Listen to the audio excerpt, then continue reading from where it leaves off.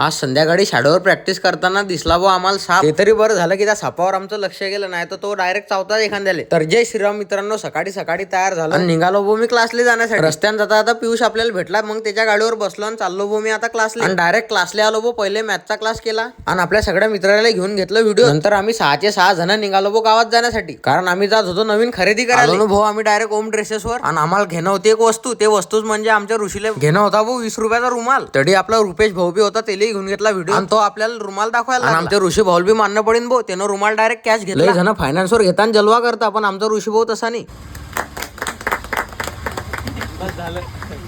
सगळे एडे चाडे झाल्यानंतर चाललो भाऊ आम्ही आता घरी. घरी येऊन संध्याकाळी तयार झालो भाऊ. उचलली आपली थाळी, पंकजले बोलून घेतला. शाळेवर आलो तर हे आपले सगळे फॉलोअर होते, तेले घेऊन घेतला व्हिडिओ. आणि हे पोरं तर असे अंगावर आले भाऊ, मला वाटलं की मला मारायलाच येत आहे का. तिकडून पळत होतो, पण ते बोलले काही घाबरू नको रे गड्या, आम्हाला व्हिडिओ. मग त्या सगळ्या पोराले घेऊन घेतला भाऊ व्हिडिओ. आणि आपला हात दुखत होता म्हणून काही थाळी फेकली. नेट प्रॅक्टिस झाल्यानंतर जात होतो भाऊ आम्ही घरी. घरी जाता जाता रस्त्याने दिसला भाऊ आम्हाला छोटूसा साप. तेलेही घेऊन घेतला मग व्हिडिओ. तुम्हाला जर आपला व्हिडिओ आवडला असेल तर लाईक सबस्क्राईब करून घ्या.